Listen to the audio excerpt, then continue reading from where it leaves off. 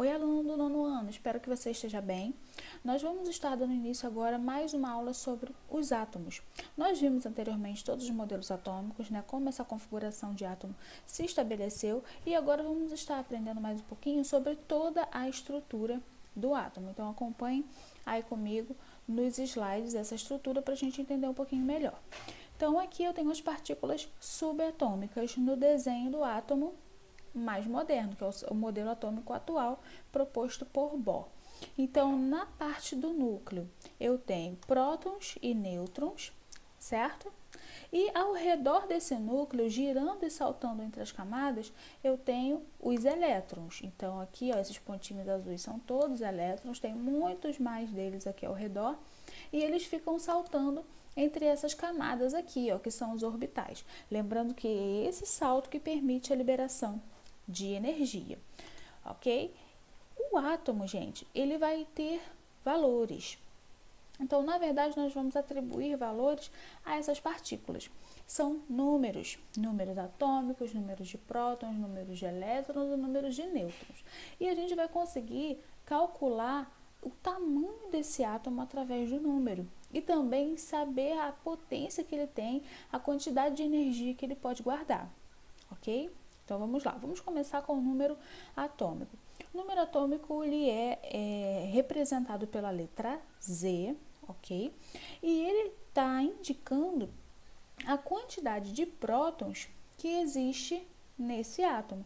Então, o número atômico indicado pela letra Z vai demonstrar, a quantidade de prótons desse elemento, desse átomo que está sendo estudado. Então, aqui o meu X será um elemento químico qualquer, certo? Pode ser cálcio, sódio, magnésio, enfim, um elemento químico qualquer. E a letrinha Z vai representar o número de prótons dele. Guardem bem isso. Vamos aqui seguindo. Número de massa, ele é representado pela letra A. O número de massa, ele vai ser a soma do número de prótons mais o número de nêutrons. Sabendo disso, eu tenho a formação de uma fórmula para a química, O número de massa vai ser igual ao número de prótons mais o número de nêutrons. É dessa forma aqui que eu consigo calcular a massa de um átomo. Ok? Então, esses valores sempre vão ficar representados no elemento químico. De que maneira? O número de massa aqui, ó, o X representa o elemento químico, certo? O número de massa vai ficar na parte de cima do elemento químico e o número de prótons vai ficar na parte de baixo, ok? O número de prótons também pode ser chamado de número atômico. Não esqueçam aí desse detalhe. Vamos seguir com mais informações? Chegamos aí ao elemento químico. Então, quando eu falo elemento químico, eu estou me referindo aos átomos que possuem uma característica muito parecida. Então, quando eu tenho a reunião de vários átomos com características parecidas, obviamente eu tenho ali um elemento químico específico, porque só ele tem essas características, só ele reúne esse mesmo número de massa, só ele reúne esse mesmo número de prótons, e a gente vai ver mais lá na frente que só ele reúne também o mesmo número de elétrons. E aqui eu tenho o símbolo para vocês. Ó, elemento químico que está sendo representado pela letra X, número de massa, número de prótons, ou número atômico, e aqui a carga elétrica que vai representar também um valor para ele, ok? Então, assim eu começo a montar a estrutura do meu elemento químico. Vamos seguir? Vamos entender um pouquinho agora as semelhanças atômicas.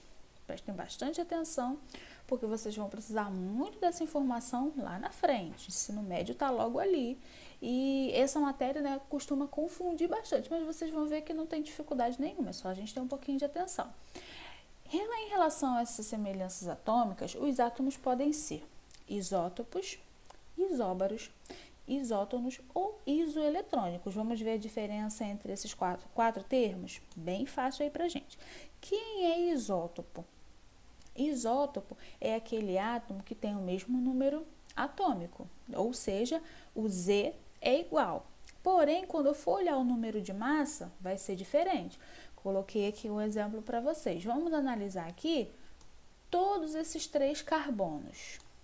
Vamos lá? Então, aqui, esses números que estão em cima, 12, 13, 14, são representações de números de massa. Eles são diferentes, não são? Com certeza. Esses números que estão aqui embaixo são representações dos números atômicos, ou número de próton ou número de elétron. Lembre que esse termo é igual para todos eles. São os mesmos. 6 no primeiro, no segundo e no terceiro. Então, número de massa diferente, número atômico igual. Esse grupo aqui é um grupo de isótopo. Vamos para o segundo. Analisando agora o oxigênio. Número de massa, todos diferentes. Números de próton, no número atômico, né? Todos iguais. Isótopo também. Vamos analisar aqui agora o potássio. Número de massa, todo diferente. Número atômico, todo igual. Isótopo também. Então, guarda isso que não vai ter dificuldade aí para os próximos exercícios e avaliações. Ok? Vamos agora ver o outro. Isóbaro. Quem é isóbaro? Agora a gente vai ter que ter atenção um pouquinho diferente, porque o isóbaro ele vai apresentar o mesmo número de massa. Então, o número de massa dessa vez vai ser igual. E o número atômico, aquele número que fica embaixo, vai ser diferente. Então, aqui, ó, número de massa igual no cálcio e no argônio. E o número de próton ou número atômico diferente. Olha aqui. Como é que a gente descobre isso, professor? Para saber essa informação, eu tenho que saber aplicar a fórmula. Então, eu vou pegar aqui, aplicando a minha fórmula. Lembra que o número de massa é igual ao número atômico mais o número de nêutrons. Eu vou pegar os valores que estão atribuídos aqui em cima. No meu número de massa, eu sei que é 40. Substituir aqui na letrinha A. Meu número de prótons ou número atômico é 20. Substituir aqui na letrinha Z. Basta eu descobrir o número de nêutrons. Então, fazendo a subtração aqui, 40 menos 20, eu tenho 20. Descobri aqui também. Agora, com o argônio, eu vou fazer a mesma coisa. Número de massa é 40, que eu tenho aqui. Número atômico é 18. Número de nêutrons é o que eu quero descobrir. 40 menos 18, 22. Outra informação que eu tenho aqui, o meu número de nêutrons também é diferente no isóbaro, tá? Então, outro detalhe aí que é muito importante eu estar identificando. Vamos aí ao próximo elemento para a gente descobrir qual é a característica. Isótono. O isótono, ele vai apresentar o mesmo número de nêutron. Porém, o número atômico e o número de massa vai ser diferente. Mais uma vez, eu tenho que saber aplicar aqui a fórmula. Ela é bem fácil, bem simples de se aplicar. Basta a gente ter atenção para não confundir. Então, a fórmula vai ser sempre a mesma. O número de massa é igual ao número atômico mais o número de nêutrons. O número de massa é sempre o que fica em cima, tá? 26 para essa situação aqui do magnésio. Número atômico vai ser sempre o que está embaixo, 12 aqui para essa situação. 26 menos 12, 14. Então, eu fiz a continha aqui de subtração, bem fácil, 14 aqui meu número de nêutron. Agora, no silício, vou verificar aqui, mesma fórmula, gente. Número de massa 28 é o número de cima, número de próton, número atômico 14 é o que está embaixo. Vou fazer a continha, 28 menos 14. Número de nêutrons, 14. Então, aqui, ó, número de nêutrons iguais. Então, esses dois elementos aqui, para a minha situação, eu classifico como isótono. Tá bom? Então, já sei diferenciar aí os três. Isótopo, isóbaro e isótono. Vamos ao último, vamos aprender a diferenciar ele? Isoeletrônico. Lembra que eletrônico, nos faz lembrar, né, de elétrons. Então, o isoeletrônico vai apresentar a mesma quantidade de elétrons. Olha aqui, ó. Para essa situação... nesse caso aqui, o sódio, ele tem 11 elétrons, 23 número de massa. O oxigênio, nessa situação, ele está com 16 número de massa e tem 8 elétrons. Só que esses valores aqui em cima, ó, esse mais indica que o sódio, na verdade, está perdendo um elétron. Na química, o sinal positivo indica que o elemento perde alguma coisa e o sinal negativo indica que o elemento ganha alguma coisa. Então, aqui eu tenho esse oxigênio ganhando 2 elétrons. Se esse aqui ele está perdendo 1, ele tem 10. Se esse aqui está ganhando 2, ele também tem 10. Concordam comigo? E esse aqui ele está estável, né? Não acontece nada de diferente com ele. Ele também tem um número de 10 elétrons. Então, concordam comigo que todos eles têm o mesmo valor de elétron, um valor igual a 10. Então, eles são isoeletrônicos, tá? Então, esse é o conceito para o termo isoeletrônico. Átomo, nêutron, é uma representação, né, do átomo que tem o número de prótons igual ao número de elétrons. Então, isso é uma dica aí que vai valer para vocês, tanto no nono ano quanto no ensino médio. O número de próton é igual ao número de elétron, que é igual ao número atômico, ou seja, P é igual a E, que é igual a Z. Repetindo, o número atômico é igual ao número de prótons, que é igual ao número de elétrons. Dica aí para a vida toda na química, porque sabendo disso, vocês conseguem aplicar aquela fórmula de olhos fechados, tá? Mais uma informação aí sobre átomos. Vamos aprender a diferenciar o que é cátion e o que é ânion. Tá bem relacionado com o sinalzinho de mais e o sinalzinho de menos. Então, vamos ver aqui o que é o cátion. O átomo tem a capacidade de ganhar ou perder elétron.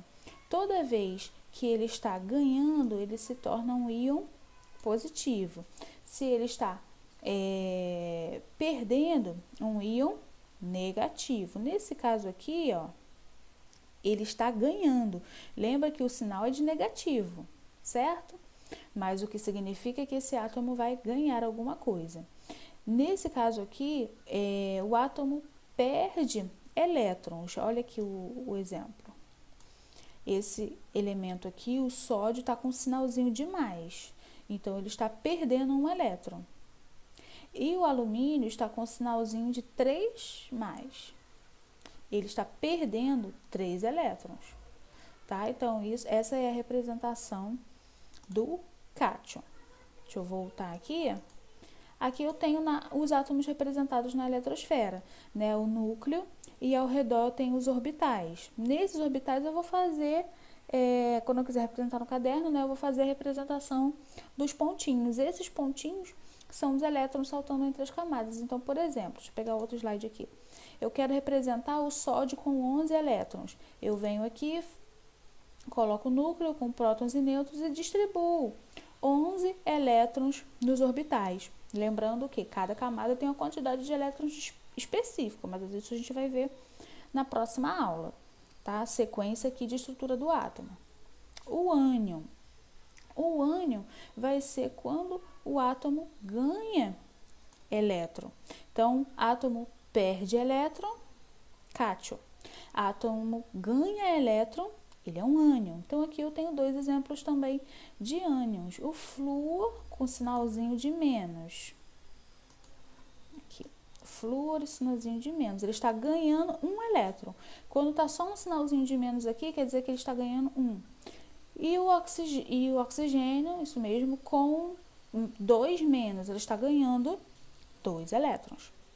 Ok, gente? Então, são essas informações muito importantes sobre a estrutura do átomo. Eu sugiro vocês a pegarem esses detalhes, né? Anotarem essas dicas no caderno, porque fica muito mais fácil para a gente decorar, para a gente guardar. Porque no momento de exercício, se a gente já tiver isso na mente, ao ler a questão, vai ficar muito mais fácil resolver e vocês não vão precisar recorrer às outras fontes de pesquisa, né, para poder lembrar disso tudo. Então, quanto mais vocês anotarem, quanto mais vocês lerem, quanto mais vocês fizerem exercícios, muito melhor, tá bom?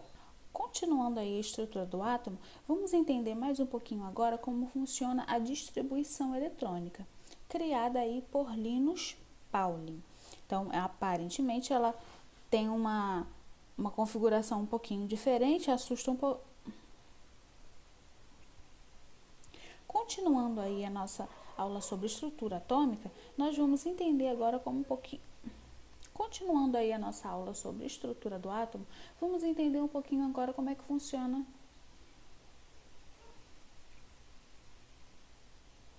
Continuando aí a nossa aula sobre estrutura do átomo, vamos entender um pouquinho como é que funciona a distribuição eletrônica criada por Linus Pauling. Então, vamos analisar aqui. Bem, uma das situações, né, que os químicos, analisando a estrutura do átomo, não conseguiam resolver logo de imediato, é explicar como é que os átomos se localizavam ao redor dos prótons e nêutrons. Lembra que a estrutura do átomo é o seguinte: o núcleo com prótons e nêutrons, e na eletrosfera, ao redor desse núcleo, os elétrons. E os elétrons ficavam saltando entre as camadas. Qual era a grande questão a seguir? Como esses elétrons saltam entre as camadas, onde eles estão, qual é a posição exata deles, quantos são, enfim. Tudo isso era algo a ser descoberto, né? Era um questionamento. Então, o cientista Linus Pauling, ele monta uma teoria chamada de distribuição eletrônica, que até os dias de hoje é a mais aceita, levando todas essas questões dos elétrons em consideração. Então, ele consegue, né, indicar a quantidade de elétrons que existem, consegue encontrar a posição deles, consegue mensurar como é o salto e como a quantidade de energia é liberada. Então, tudo isso ele consegue montar a teoria e consegue comprovar. E por isso essa teoria é mais aceita. E para comprovar isso, ele monta um diagrama. E esse diagrama ele consegue colocar em ordem, né, crescente de energia todos esses elétrons que estão distribuídos aí nas camadas do átomo. E à medida que tudo foi passando, né, e que a ciência, gente, foi se modernizando, a tecnologia também foi evoluindo, cada vez mais esse modelo foi ganhando força e ganhando o seu atestado de veracidade, né? As pessoas no meio científico começaram a aplicar todo esse conhecimento através de experimentos e foram vendo que dava cada vez mais certo. E é graças a esse conhecimento também que hoje nós conseguimos ter dispositivos eletrônicos em nossas casas que facilitam as nossas vidas de forma imensurável, né? Por exemplo, um computador onde vocês devem estar assistindo essa aula, ou o celular, ou a televisão, enfim, todos esses aparelhos, eles nasceram a partir dessa ideia aí, de distribuição eletrônica, porque todos esses aparelhos que nós usamos são eletroeletrônicos, concordam comigo? E eles funcionam dessa maneira, todos eles são formados por átomos. Esses átomos, né, no caso do computador, do telefone celular, que tem a bateria de lítio, tem o alumínio, tem o ferro, tudo isso na composição dos aparelhos, saltam entre as camadas, liderando essa energia, e é a energia que se acumula na bateria, e essa bateria que põe o aparelho para funcionar. Né? Então, como saber quantos átomos usar, qual a distribuição que deve ser feita, enfim, Linus Pauling resolveu esse problema para a gente lá na primeira década, né? Na primeira década não, mais ou menos lá nos anos de 1940, 50, por aí, né? Ele faleceu em 1994 e deixou esse legado aí para essa geração aplicar, a geração de vocês, né? Que agora já tem tudo na mão, tem o conhecimento, é só desenvolver. Então, vamos entender um pouquinho como é que funciona essa distribuição? Vamos lá. Primeiro, ele organiza os elétrons em camadas, coisa que Bohr já tinha feito, né? Lá no modelo atômico, lá atrás. Quais são essas camadas? Camada K, L, M, N, O, P e Q. Ele quis dar nome de letras do alfabeto para as camadas, tá bom? São esses nomes aí. Então, são 7 camadas, cada uma tem o nome de uma letra do alfabeto, começando a partir da letra K. K, L, M, N, O, P, Q. Então, 7 camadas significam 7 níveis de energia. E nessas 7 camadas estão localizados os elétrons. Agora, cada camada tem o seu nível de energia específico. Vamos ver. Primeiro nível de energia, na camada K. Quantos elétrons eu posso ter? 2. Aqui, ó, só seguir a sequência, ó. Ok? Então, primeiro nível de energia, primeira camada K, nível de elétrons, 2. Vou para a segunda camada. Minha camada é um pouquinho mais energética. Eu tenho na camada L o limite de 8 elétrons. Terceira camada, segue também com o nível de energia aumentando. Camada M, 18 elétrons. Camada N, 32. N e O, 32 elétrons, são as mais energéticas. À medida que elas vão se afastando do núcleo, elas perdem energia, perdem força, então elas reduzem a quantidade de elétrons aqui. Então, camada P, 18 elétrons, camada Q, 2 elétrons, ok? Mas a gente vai ver um detalhezinho sobre essa última camada aqui, mas lá na frente eu vou falar para vocês, porque está escrito aqui, ó, alguns autores admitem até 8 elétrons, a gente vai ver o porquê disso aí, tá bom? Então, essas são as camadas com seus nomes e com a quantidade de elétrons que ela suporta. Vamos dar sequência? Até aqui entendido? Vamos lá.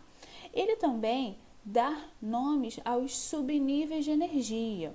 Então, nós temos 7 camadas, cada uma delas com uma letrinha, letra do alfabeto, e em cada camada eu tenho um nível de elétrons, nível de energia, que vocês já viram lá no slide anterior. Qualquer dúvida é só voltar no vídeo.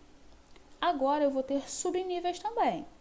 Então, o Linus coloca subníveis de energia. Subnível S, subnível P, subnível D e subnível F. Esses nomes, eles são nomes em inglês, tá, gente? Então, Sharp, Principal, Diffuse e Fundamental. Então, são 4 letrinhas do alfabeto também, só que cada uma com sua característica diferente. São ordens crescentes de energia para todas elas, tá? Então, recapitulando, 7 camadas, cada camada tem uma letra do alfabeto, cada camada tem a sua quantidade de elétrons limite e a camada agora também tem um subnível. Vamos lá, nesse subnível eu também vou ter um número máximo de elétrons. A camada S vai suportar 2 elétrons, a camada P 6, a camada D 10, a camada F 14. Seguindo, agora eu vou começar a montar o diagrama, mas não se assustem, calma que dá para entender. Organizei aqui 7 camadas, vou colocar na minha primeira coluna, número 1 ao 7 camadas organizadas. Elas são as 7 camadas do primeiro nível, do nível S. Então, todas têm a letrinha S. Vou para a minha segunda parte, meu subnível P. Só que agora eu vou começar a partir da segunda camada.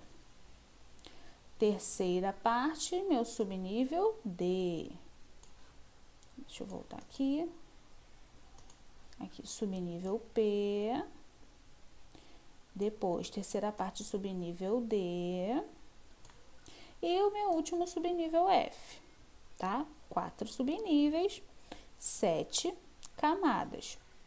Minha ordem crescente de energia será 1S, 2S, 2P, 3S e assim consecutivamente.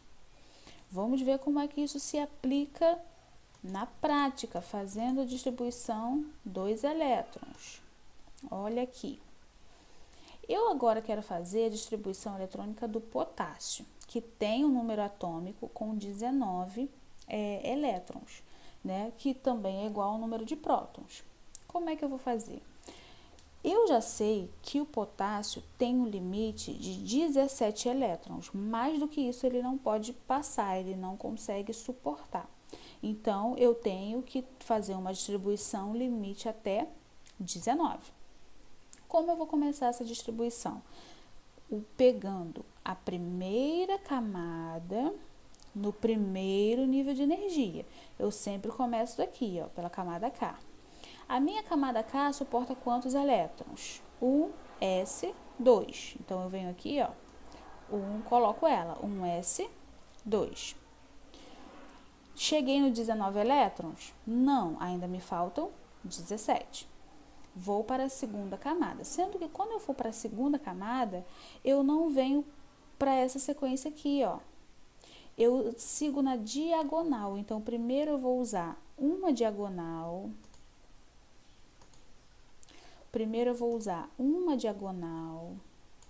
Depois eu vou usar a segunda diagonal. Na minha segunda diagonal, eu tenho 2S2. Aí, eu venho aqui e coloco 2S2. É o meu próximo número aqui, ó. Agora, eu vou para a próxima diagonal, que começa aqui, ó, lá em cima. Minha próxima diagonal começa com 2P6. Muita atenção a isso, gente, porque o principal erro nesse tipo de distribuição é a gente vir para a camada da frente, descer aqui, ó. E não é assim, a gente vai para a diagonal, começa lá pela ponta, lá pelo final. Então, na minha próxima diagonal, eu tenho 2P6. Parei aqui no 2P6. Vamos ver quantos elétrons eu já tenho? Ó, fiz 2S2, 2P6. Agora, eu vou começar a somar o númerozinho daqui, ó. 2 mais 2, 4. 4 mais 6, 10. Então, até agora eu distribuí 10 elétrons. Ainda faltam 9. Lembra que o meu objetivo é chegar, ó, 19. Vamos lá? Continua a distribuição. Vou para a próxima diagonal. Tá aqui, ó. Minha próxima diagonal tem 3S2. Coloco aqui, 3S2. Agora sim, venho para a próxima diagonal. Na próxima diagonal aqui em cima eu tenho 3P6. E aí, até agora, quantos elétrons eu tenho na minha camada? Vamos lá, tinha 10, né? 10 mais 2, 12. 12 mais 6, 12 mais 6, aqui, 18, concordam comigo? Cheguei no 18, tô quase lá no 19, tá faltando um elétron. Aí, eu venho aqui para o meu diagrama. No diagrama, o meu próximo valor é 4S2. Se eu colocar aqui o 4S2, eu vou ultrapassar o número de elétrons, eu vou ter a distribuição de 20. E eu não quero a distribuição de 20, eu quero a distribuição de 19. Então, para esse caso aqui, eu só vou pegar a quantidade de elétrons que é necessária para mim. Eu só preciso de 1. Então, aqui eu venho e só coloco 1 elétron. Vai ficar 4S1, ok? Sigo aqui a minha contagem agora. 2 mais 2, 4, 4 mais 6, 10, 10 mais 2, 12, 12 mais 6, 18, 18 mais 1, 19. Finalizei aí a distribuição eletrônica seguindo, obedecendo aqui à risca o diagrama. Entenderam, gente? Então, não é muito difícil de se aplicar. Basta a gente ter atenção e ter em mente o funcionamento do diagrama. Mais uma vez, oriento a vocês que peguem esse diagrama, coloquem ele no caderno, escrevam a primeira vez, depois apaga ele, escreve de novo, tenta decorar, né? Claro que vocês vão ter acesso à tabela periódica, a gente vai aprender como é que funciona, tudo, mas quanto mais vocês pegarem facilidade de manuseio, de entendimento desse diagrama, será muito melhor para vocês. Lembrando que o ensino médio vocês vão ver muito a aplicação desse diagrama, tá? Então, aqui eu tenho distribuições eletrônicas já prontas. Tenho a do sódio, aqui, ó. Eu lembro que eu tenho que distribuir 11 elétrons, fiz aqui a distribuição do diagrama. Tenho quando o sódio perde elétrons, tenho a distribuição do ferro, tenho quando o ferro perde elétrons. Quando isso acontece aqui, gente, ou é cátion ou é ânion, eu venho e tiro um elétron aqui do final, tá? Então, é bem simples de se entender. Basta a gente ter prática. Mais uma distribuição aqui, ó, uma distribuiçãozinha já pronta. Todas elas são feitas lá com base no diagrama de Pauling, lá daquele que a gente viu lá atrás, ok? Então, essa é a maneira como a gente faz a distribuição eletrônica. Tá bom, gente?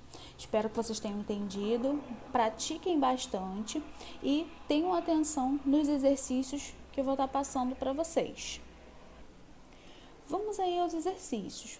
Vocês vão estar fazendo a página 93 do livro, toda ela, né, tanto sistematizar quanto o refletir, e vão estar fazendo para mim também, no caderno de vocês, a distribuição de 5 elementos químicos. Então, eu vou pedir para vocês anotarem aí rapidinho os elementos químicos que vocês vão estar fazendo essa distribuição eletrônica com base no diagrama. Então, o primeiro elemento químico é o magnésio, o segundo elemento químico é o oxigênio, o terceiro elemento químico é o flúor, o quarto elemento químico é o sódio e o quinto elemento químico é o plutônio, ok? Então, vocês vão estar fazendo aí a distribuição desses 5 elementos químicos com base no diagrama de Pauli. Vocês vão fazer no caderno e assim que estiver tudo prontinho, tanto a atividade do livro quanto a atividade do caderno, vocês vão tirar uma foto e me enviar com um anexo pela plataforma. Agora, na plataforma, a gente tem um ícone lá amarelinho, onde vocês vão poder anexar os arquivos e enviar para a gente. Lembrem que as nossas aulas são às sextas-feiras. Então, toda sexta-feira eu vou estar disponível lá no nosso horário de aula para poder receber essas atividades de vocês, tá? Então, espero que vocês tenham esse retorno, né? Muito importante para vocês. Lembrem que vocês estão no final do ensino fundamental 2 e precisam ter uma base boa para o ensino médio. E esse conteúdo de química é muito importantíssimo, tá? Então, espero aí, fico no aguardo dessas atividades de vocês. Eu vou estar digitando também aí algumas coisas para ficar mais fácil de vocês memorizarem, tá bom? Então, muito obrigada, gente. Até as nossas próximas aulas.